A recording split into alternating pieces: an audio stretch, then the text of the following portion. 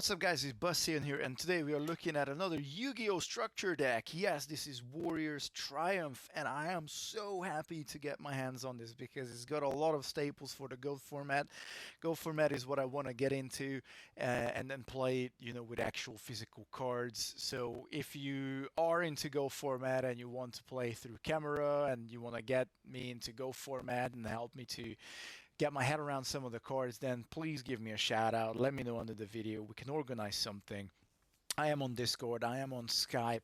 I would really like to play, webcam, old school Go format, Yu-Gi-Oh! Duels, and also just play structure deck against structure deck. If somebody's up for playing Yu-Gi-Oh! Structure deck against structure deck, then again, give me a shout. I got Warriors Triumph, I got the Dragon ones, I got a lot of the old ones, I got all of the 4 original ones. I got Pegasus, Yugi, Joey, Kaiba.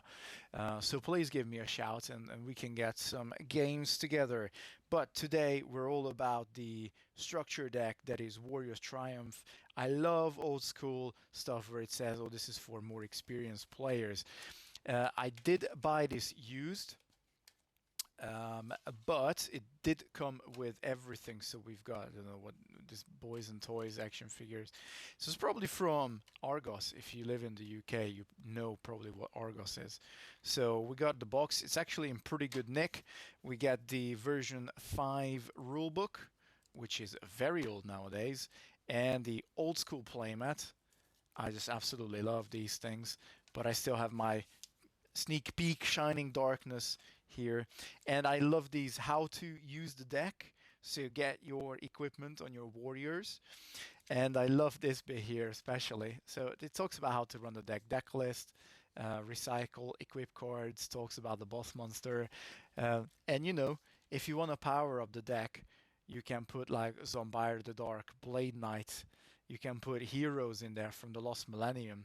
You can use Elemental Hero Bubble Man from Cybernetic Revolutions. Just like, if you buy more boosters, surely you will find something that can enhance the deck. Just make sure you put more warriors into the warrior deck.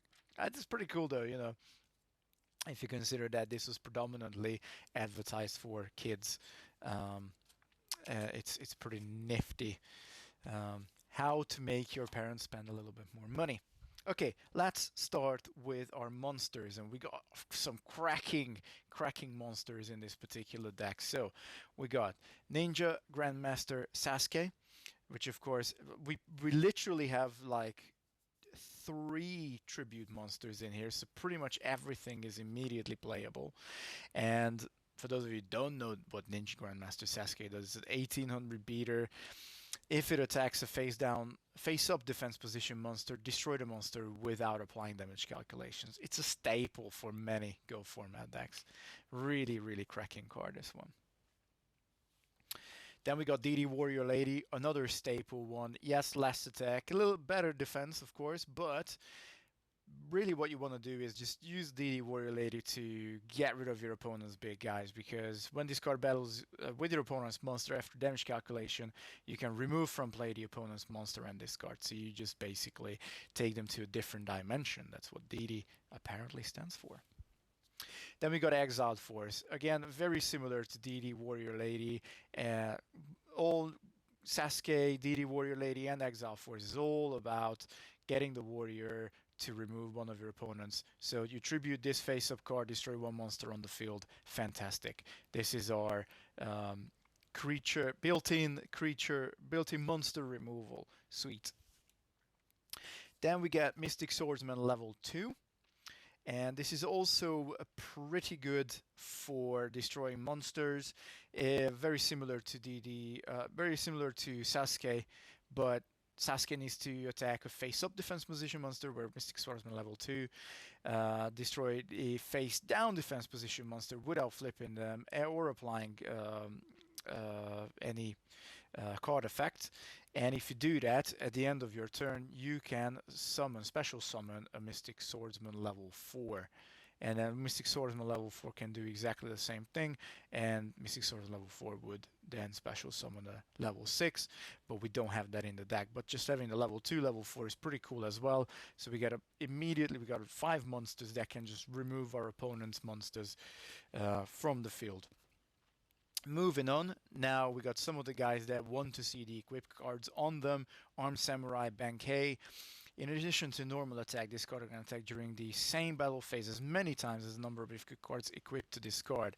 So Armed Samurai Bankei, if you can get like even just one extra equipped card and give him another like 700 attack, that would be 1200 attack twice, which is okay. But if you get 2 equips on this guy, then it becomes really dangerous. Another monster that can do some good stuff and attack multiple times is Mataza the Zapper. 300 is not a huge amount, but again we got a few really good equips, and this monster can attack twice during the same battle phase. While this card is face up on the field, control of this card cannot switch, so your opponent won't be able to Snatch Deal this guy, Change of Heart this guy, enemy controller away this guy. That can be really useful, especially if you power the guy up. Now we get 2 copies of Marauding Captain, and this is our Searcher. When this monster is face up on the field, your opponent cannot select another warrior type monster on your side of the field as an attack target. When this monster is normal summon, you can special summon 1 level 4 lower monster from it.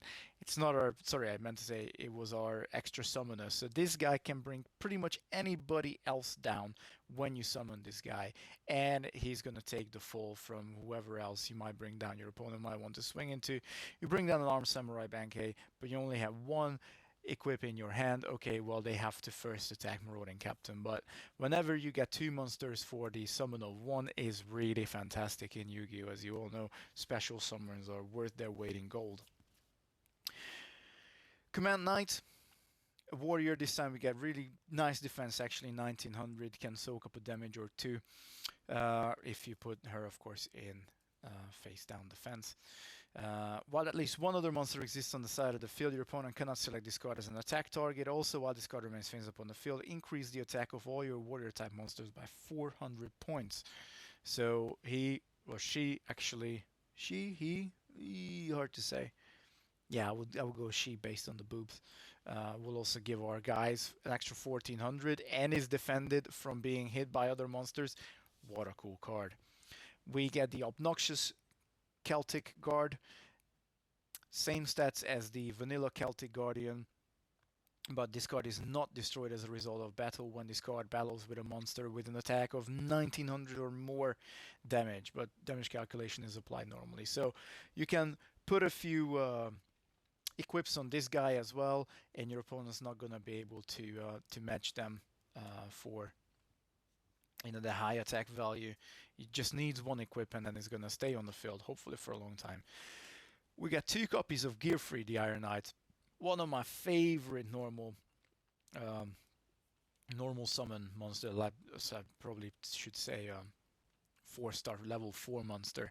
1800 attack, 1600 defense, and of course it's the main piece for the Gearfree burn deck, where you would try to attach equips to Gearfree, and because they cannot be equipped to Gearfree, they will go to the discard and then they will deal damage to your opponent, which is really cool. Black Pendant, I think that works as well on Gearfree, but there are some better equipped cards that deal more damage, but just off the top of my mind, Black Pendant is one. We get a copy of Goblin Attack Force. I mean, it's crazy. This also used to be a big chase card back in the days. It's a level 4 monster with 2300 attack. So you bring this down, you get rid of something that's got a really high value. Yes, it will then go to defense phase, and it cannot be turned into attack position during your next turn. But if for some reason it will survive, like we got Marauding Captain now, for example, and we've gotten rid of a bunch of our opponent's other monsters, then you might get extra mileage out of this Goblin Attack Force. We got a Dark Blade, 1800 Vanilla Beater. We got Warrior Lady of the Wasteland. when this card is destroyed as a result of battle and sent to the graveyard, you can special summon one Earth Warrior type monster with an attack of 1500 or less in face-up attack position. And so this is the searcher that I mistakenly said it was Marauding Captain. Of course, it's Warrior Lady of the Wasteland that will give us the recycle effect. And then move into our 3 tributes, whereas literally, if you play your cards right, only one of them is tribute. We got Swift Gaia, the Fierce Knight, which has the same attacks as Gaia. But you can special summon this if you got no other cards in your hand. So yes, maybe you will tribute it for 2, but really this is your, you got nothing in your hand. You draw it. Well, now you got a 2300 attacker. So you basically get another Goblin attack force in that particular case, which obviously will be better in that particular case. But you have to have only this card in your hand, which is not a good position to be in. We also have Gearfried the Swordmaster, which can only be played if you have release restraints. You have to special summon it with the effect of release restraint, and you have to get rid of a Gearfried the Iron Knight that has to be in play. But when this card is equipped with an equipped card, destroy one monster on your opponent's side of the field. This is not a once per turn. This is not even a soft once per turn. This is every time you equip, which is fantastic. And it's really cool that they gave Gearfried sort of like an evolution kind of thing. And the fact that you can special summon this guy out with a magic card is just really cool. I mean, it's I don't know. Is it maybe it's better than some ritual? It's definitely better than some ritual monsters. But it's either way, it's a pretty good warrior to have in this deck. And then finally, our boss monster, Guilford the Legend. This can only be normal summoned by obviously tributing 2 other monsters from the field, which is fair enough considering everything else can be played or special summoned in some nifty ways. So the only card where we really need to put a little bit more emphasis in getting it onto the field, besides Gearfried and Swift Gaia, because they're obviously conditional, but when Guilford comes into play, you may equip as many equipped spell cards from a graveyard as possible to any warrior type monster on your side of the field. One, multiple monsters, doesn't matter. It says as many equipped spell cards as possible to warrior type monsters on your side of the field, which is pretty cool. So that's why Guilford is the boss monster. And so let's look at what equip spell cards we have at our disposal. We get kind of 4. Let's start with the one that we're probably going to be using. Drop the card. Let's start with one that we're probably actually going to be using. Well, we're definitely going to be using on our opponent's card, which is Snatch Deal. Yes, it is an equipped card. We're not going to use it on our own. Mind you, I don't know how that works with Guilford. If Snatch Deal is in our graveyard, we still have to equip it to one of our monsters, I guess. But this only allows to be put on an opponent's. I don't think Guilford would activate Snatch Deal, but please let me know in the comments below, because I kind of want to understand how that works. I don't think Guilford would be able to bring Snatch Deal back, because this has to go on our opponent's monster. Anyway, we get a Snatch Deal, which is basically our pseudo change of heart kind of. You could say it's a fixed version, not really, because it's permanent. Yes, our opponent gets an extra 1,000. I normally use this to get something tribute away, and then off we go with our stuff. But we got a Wicked Breaking Flamberge Bow.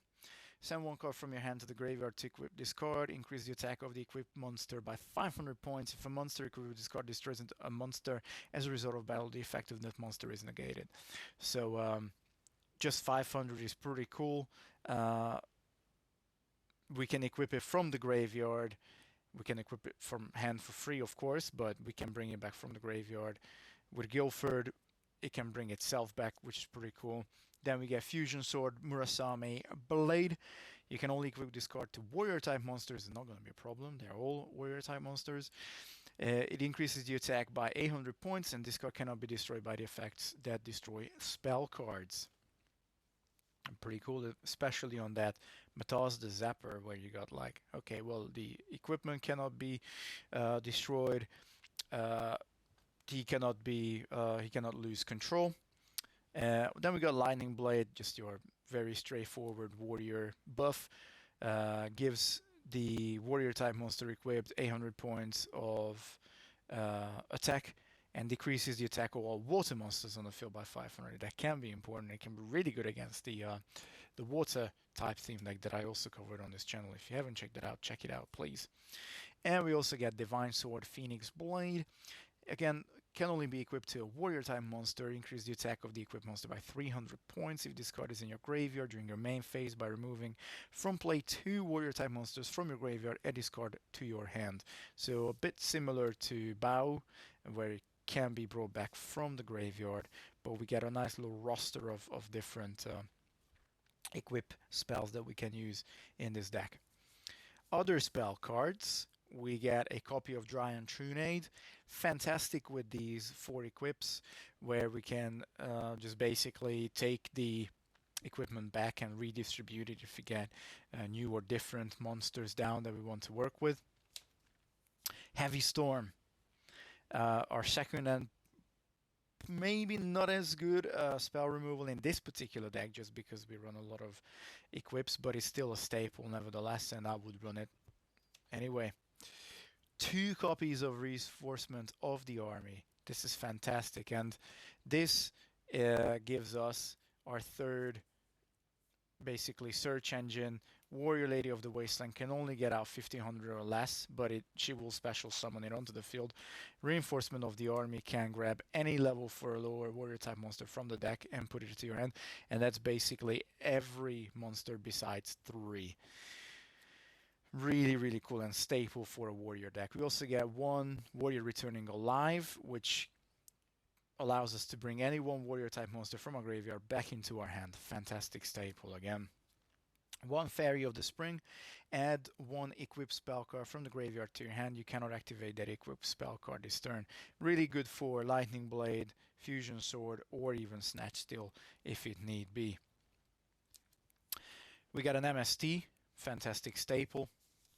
We get 2 copies of Reload for those really bad starting hands. I don't like reloads in these theme decks, but it's included in most of them from this era. We do get a Lightning Vortex, really good removal. Yeah, discard 1 card and only destroys face-up monsters, but you could say this is the fixed Raigeki.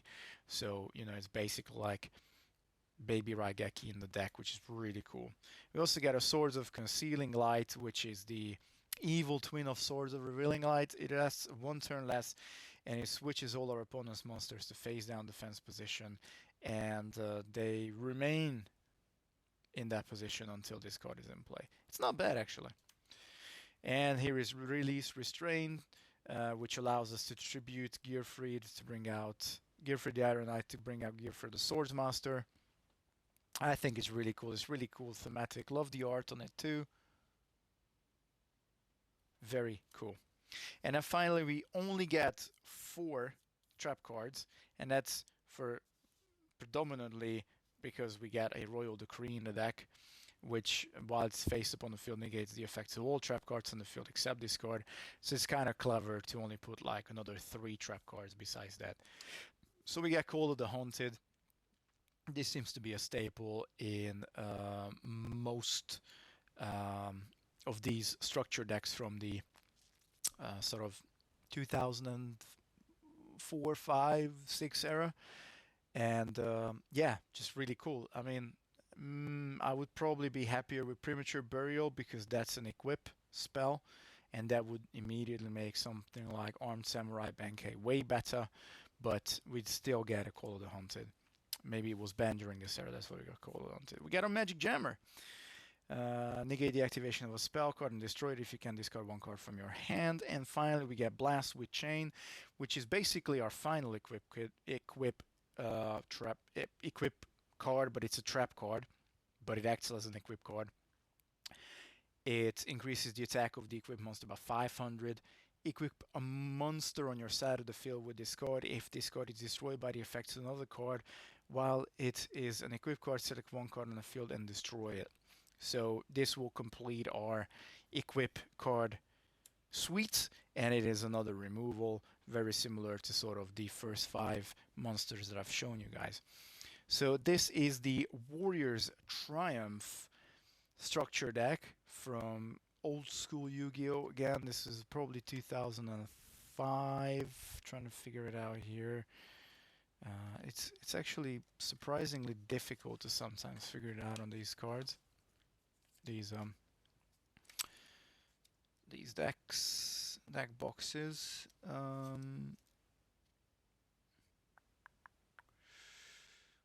Genuinely no indication when this was released. But anyway, thanks for joining me. And if you haven't yet, please leave a massive like on this video if you like these slightly more in-depth conversations about these structure decks. That's one of the main themes that I tend to do on the channel nowadays. So stay tuned and check out some other ones that I've done for Yu-Gi-Oh, Pokemon, other games, Star Wars, CCG. And yeah, subscribe if you haven't yet. Also leave a comment if you want to have some discussions or if you got some feedback on some of the cards that I wasn't quite sure on. And up until next time, Bastian signing out. Peace.